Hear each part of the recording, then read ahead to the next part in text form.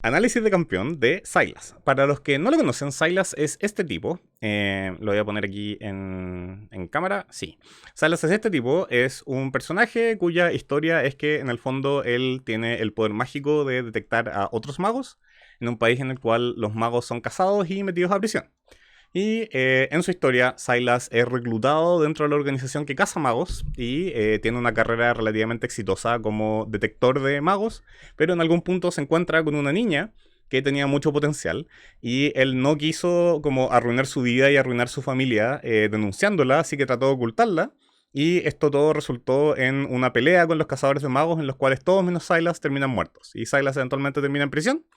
Y después pasa mucho tiempo y el tipo está en prisión hasta que logra robarle magia a Lux y ocupa esa magia para escapar y inicia una revolución liberando a todos los demás magos de la prisión de magos. Ya.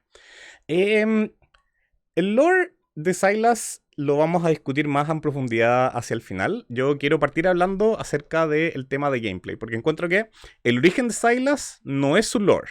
El origen de Sylas es el concepto de quiero un campeón que sea capaz de robarle la definitiva a otros campeones, ¿ya? Que es una idea relativamente simple, es una idea que se le ocurre a muchas personas cuando están pensando así como, oh, ¿y si hubiera un campeón qué?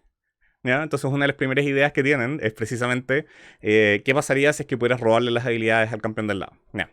Entonces, una de las razones por las cuales Riot se demoró tanto en sacar al campeón que roba habilidades es que League of Legends está programado de una manera muy particular, en la cual tú tienes un motor de juego y ese motor de juego funciona como por código y tiene toda su infraestructura armada, pero los campeones mismos están scripteados. ¿Qué significa eso? Que en el fondo es como código que no se compila antes de ejecutarse. Entonces es una lista de instrucciones de qué es lo que pasa cuando tú aprietas Q o cuando aprietas W, ¿ya?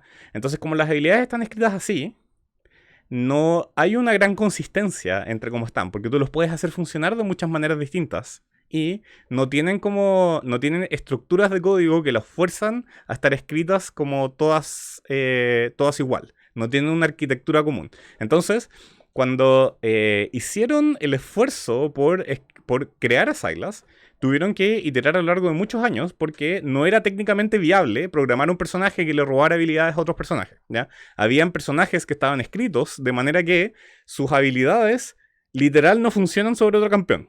Dejen darles el ejemplo que viene aquí del video, que creo que está como por acá en la mitad. Creo que esto está en inglés, pero se los voy a mostrar. All of her passive works. If we give just the R to Sylas, clearly nothing is going to happen. Fiora should do more than put a circle around them. So we said, as a player, if I take Fiora's ultimate, I expect to interact with all of the vitals just as Fiora would. So, Entonces, yo sé que muchos de ustedes no hablan inglés, así que les voy a traducir más o menos qué es lo que estaba pasando ahí. Cuando la definitiva de Fiora lo que hace es activar su pasiva, en el fondo. Activa 4 instancias de su pasiva al mismo tiempo, ¿ya? Y tiene un efecto adicional cuando logras golpear las 4. Pero Sylas no tiene la pasiva de Fiora. Por lo tanto, copiar la habilidad, tal como estaba escrita, desde Fiora hasta Sylas, resultaba en una habilidad que no hacía nada, ¿ya? En el fondo, le llegaba como una llamada a la función de activa la pasiva, y la pasiva de Sylas hace otra cosa. Entonces le da la capacidad de girar y no lo que tú te esperarías de la definitiva de Fiora. Entonces, en el fondo, existía un desafío técnico con este campeón. Y solamente para llegar a programarlo, tuvieron que cambiar la manera en la cual estaban hechas las habilidades dentro de League of Legends. Tuvieron que reescribir a como 140 campeones. No entero, pero tuvieron que revisarle habilidades a como 140 campeones distintos, ¿ya? Solamente para que Sylas pudiera hacer su chistecito de robarse la definitiva. Y tienen que pensar que para robarse la definitiva necesita así como efectos visuales o la capacidad de... porque hay otros campeones problemáticos. Por ejemplo, si es que tú le robas la definitiva a Jace, entonces la definitiva te cambia todas tus demás habilidades, ¿verdad? ¿Y qué es lo que pasa así como con campeones que tienen recursos que tú no tienes? ¿Qué es lo que pasa cuando tienes campeones que, no sé, pues, que tienen súbditos? ¿Qué es lo que pasa cuando tienes...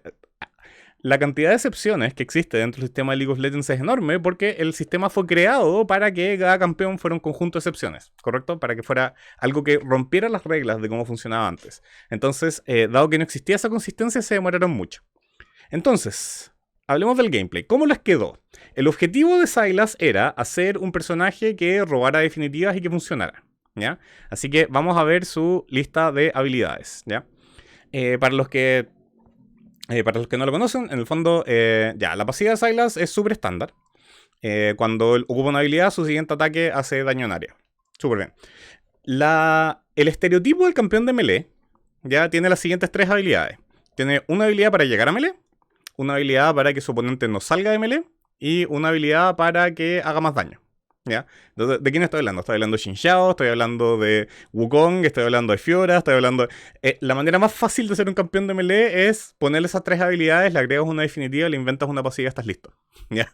Porque los campeones de melee, en verdad, tienden a tener estas cualidades en común. Entonces, lo que hicieron con Sylas fue básicamente, mira, su habilidad para llegar a melee es la E, le da un saltito, y como el saltito no era lo suficiente para llegar, le dieron también que echara hacia adelante y aturdiera. Entonces ya estamos viendo una habilidad sobrecargada. Le hace, no es una habilidad que tú puedas describir en poco texto, la tienes que ver para entenderla. Es como, es una habilidad en 2 partes, la primera parte lo mueve, la segunda parte aturde, y lo mueve. Ya. Y su habilidad para acercarse, su habilidad como para pegar más duro, en el fondo es un hechizo, que es distinto a lo que el campeón de melee estándar tiene, que es un buff, en el fondo, sobre sí mismo. Entonces, el hecho de poder apuntarlo a distintos lugares, que haya una explosión donde la cadena hace la intersección, etc., lo hace distinto, lo hace interesante. Así que, por lo menos en el lado de variedad, hasta ahora Riot va relativamente bien. Y finalmente tienen la habilidad de pegar duro, ¿ya? Que es extremadamente sobrecargada. Yo sé que aquí la descripción se ve cortita, pero esta habilidad hace las siguientes cosas.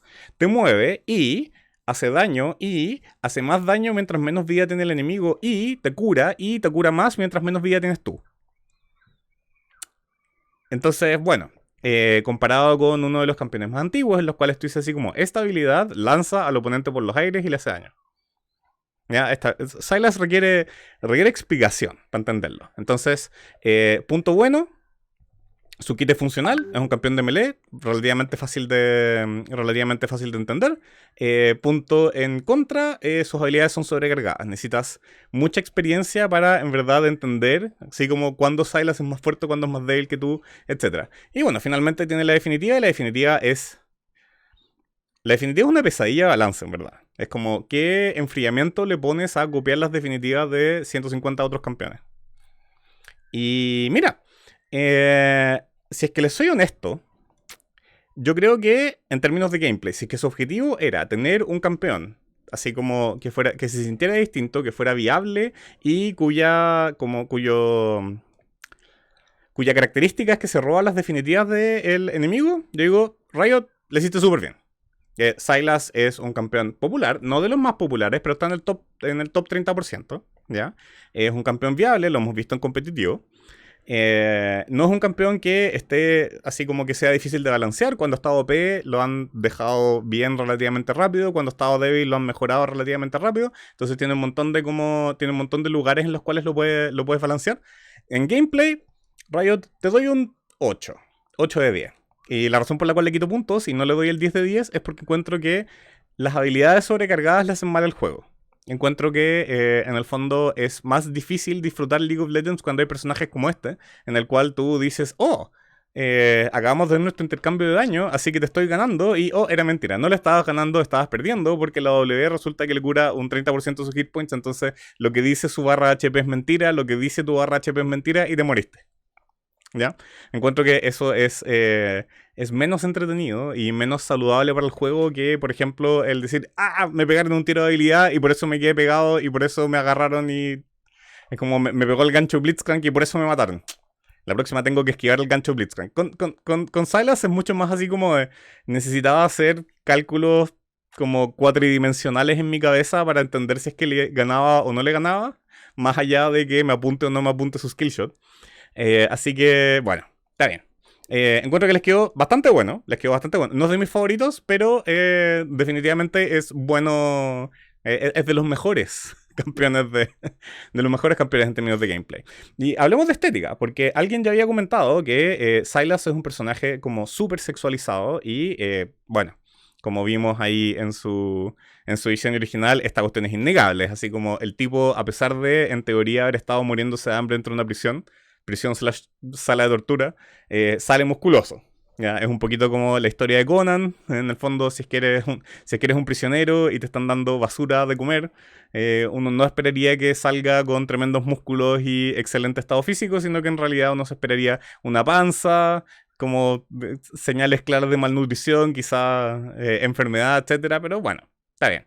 En el fondo, dentro de lo que son como sexualizaciones de campeones, encuentro que lo de Sylas es relativamente, como es relativamente... no quiero usar la palabra aceptable porque eso implica que la sexualización no es aceptable. Encuentro que pasa piola, encuentro que es algo que se perdona con facilidad. Así que... sexualización aparte, encuentro que el diseño del personaje en verdad les quedó súper cool. Así como siento que hay algo acerca de las manoplas gigantescas que comparte con Vi, que en el fondo se hace sentir como, oh, esta es una persona que pega duro, ¿ya? Más como toda la temática de prisionero / BDSM / como poderes mágicos, que es inherentemente atractivo. Siento que tiene como algunos dejos ahí de no solamente Vi, sino que también de un poquito como un poquito como Wonder Woman con los brazaletes y la... es innegable. Uno ve a este personaje y dice, oh, se ve choro jugar. Así que en estética, Sylas, 10 de 10. Por mucho que me desagrade, tiene el puntaje completo.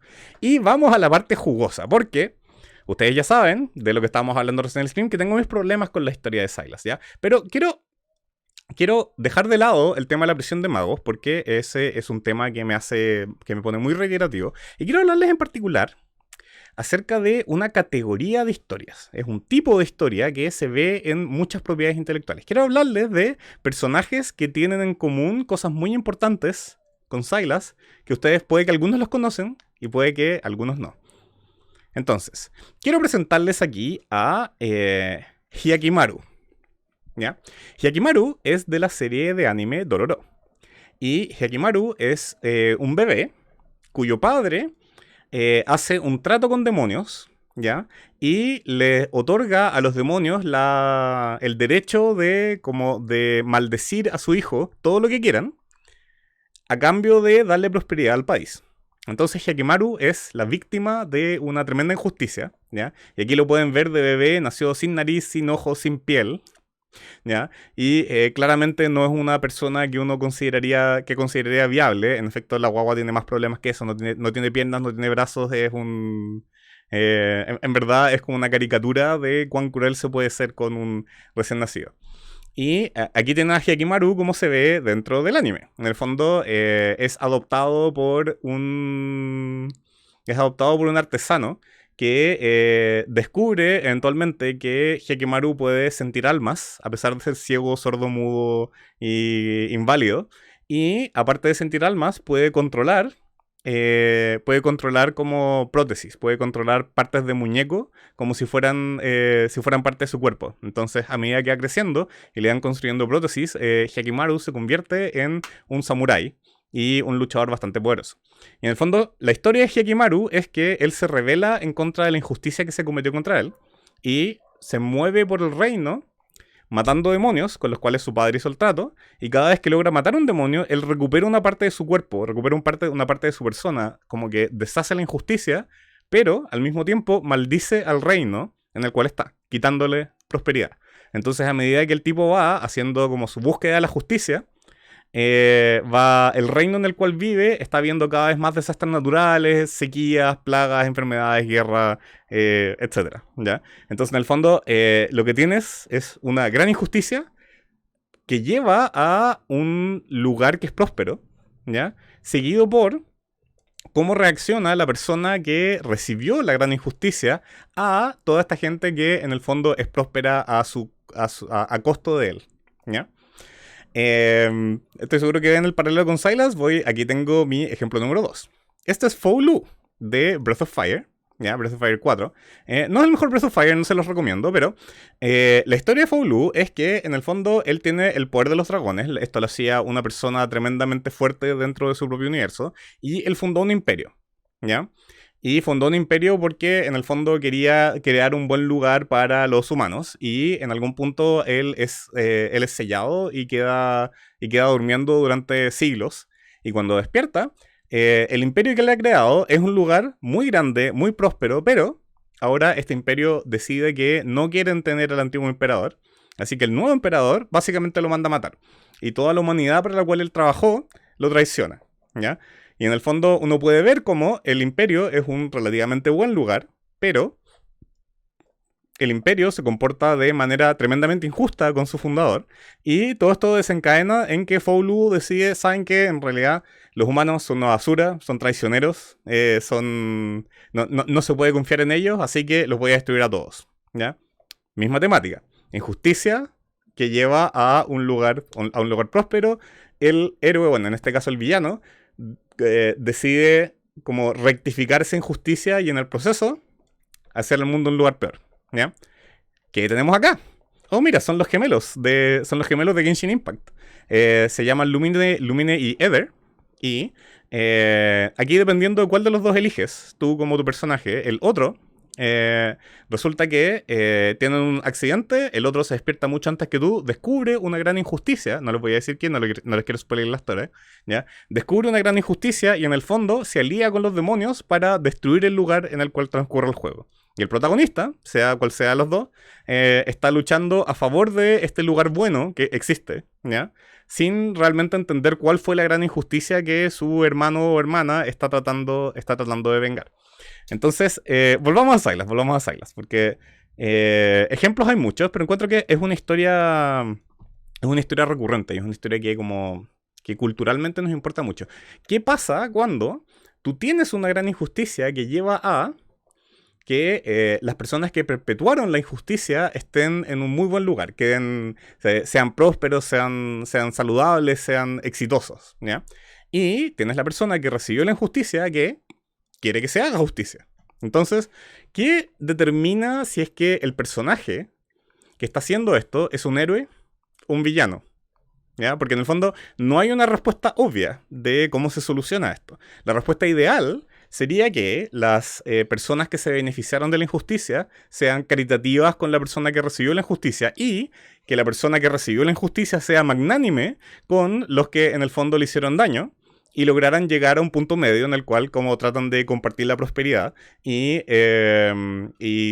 crear un mundo mejor de ahí en adelante, ¿ya? El villano tiene la reacción inversa. En el fondo es, ellos son mis enemigos, estoy dispuesto a perder yo para que perdamos todos, para que ellos no tengan prosperidad, porque prosperidad construida sobre injusticia es inaceptable, ¿ya? En el fondo, yo siento que lo que distingue al héroe del villano acá es la visión a futuro. En el fondo, estás buscando lo que vaya a generar el mejor resultado de aquí en adelante, o estás pegado en el pasado y pensando solamente acerca de la injusticia que se cometió, independiente del precio que tenga más adelante. Porque en el fondo, ese es un mensaje de venganza, ¿ya? La venganza tiene un punto, como hemos hablado en otras instancias del podcast, y la justicia tiene un valor, porque en el fondo, si es que tú estableces que una gran injusticia no puede resultar en prosperidad, esto está mal, eso va a incentivar a todas las personas que comparten esa cultura de nunca cometer esa gran injusticia, ¿ya? Entonces, estás ganando como ese aprendizaje cultural para el lugar donde vives, a costa de que destruiste toda esa infraestructura, toda esa prosperidad, todo ese éxito, todas esas cosas buenas que salieron de la victimización del héroe, o del villano, del personaje, del protagonista, ¿ya? Mientras que la visión tradicional del héroe ya es al contrario, es de perdonar y construir. Pero perdonar y construir implica un autosacrificio. En el fondo, le estás pidiendo a la persona a la cual ya se le cagaron. Ya les voy a recordar a Hekimaru porque siento que es el mejor ejemplo de eso. Así como a este pobre tipo que su padre lo hizo nacer así, le estás pidiendo a esa persona que perdone a ese padre y que trate de trabajar con él para crear un lugar mejor. Volviendo a Sylas, entonces, encuentro que es súper interesante la historia que le dieron a Sylas. La prisión de magos es una huevada, pero la historia de Sylas mismo es interesante, porque en el fondo están viendo así como, ok, Sylas, se hizo una gran injusticia en contra de ti, pero el lugar contra el cual estás luchando es un lugar bueno. De todas sus representaciones, todas las representaciones que tenemos de Demacia, es que es un lugar que es extremadamente como colaborativo, la gente se lleva bien y se protegen entre ellos, es un lugar ordenado en el cual hay poco crimen, ¿ya? Y la gente puede razonablemente esperar vivir en paz la mayor parte de su vida. Es un lugar que tiene muchos recursos y los recursos son deseados por sus vecinos. Es como la principal motivación para estar constantemente atacando Demacia. Entonces, en el fondo, Demacia es un buen lugar. Demacia es un lugar donde tú quieres vivir. A menos de que seas mago. Si es que eres mago, entonces te tratan pésimo. Y entonces a Sylas le están haciendo esa solicitud ahora. Le están diciendo, Sylas, tú como el héroe, tú como el protagonista, ¿eres capaz de perdonar y pensar en el futuro acerca de cómo construir un mejor lugar? ¿O te vas a mantener pegado en el pasado, ya, con la actitud del villano, y destruir Demacia en el nombre de la venganza? Con lo cual, bueno, por un lado vas a dejar en claro que oprimir a los magos está mal y que es algo que no se debe hacer, así que quien sea que seas, no lo hagas porque no vas a tener prosperidad, a costa de destruir uno de los mejores lugares en Runeterra y hacer que la vida de millones de sus habitantes sea miserable y corta y terrible. Yo creo que hasta ahora hemos visto qué es lo que Sylas ha decidido, pero estamos recién comenzando su historia, así que no sabemos para dónde va a ir. En cualquier caso, si es que somos capaces de perdonar el crimen de la prisión de magos dentro de Demacia, yo creo que la historia de Sylas es un 10 de 10. La historia de él, en particular, es increíble, es muy buena, ojalá la estuvieran contando de manera tal que no necesitaran como ese elemento narrativo que arruina a todos lo demás. ¿Ya? Pero en el fondo, si es que somos capaces de aislar a Sylas de la prisión de magos, entonces esa narrativa de se cometió una injusticia y esta persona va a lograr ser lo suficientemente heroica para dejar atrás todo el abuso, toda la injusticia que le pusieron sobre sus hombros, o va a ser un vengador y va a buscar como esa victoria cultural, cueste lo que cueste. Así que, solamente para hacer el conteo final, Sylas en gameplay, 8 de 10. En estética, 10 de 10. Y en narrativa, le voy a dar un 8 de 10 también. 9 de 10. No, 8 de 10. Simplemente porque encuentro que esa historia tiene un potencial increíble. Entonces es como, maldita sea Riot, arregla la prisión de magos, arréglala. Eso es todo lo que te falta para tener un personaje que así como está listo para ser como protagonista de Runeterra. Y en vez de eso, nos tropezamos en cosas básicas.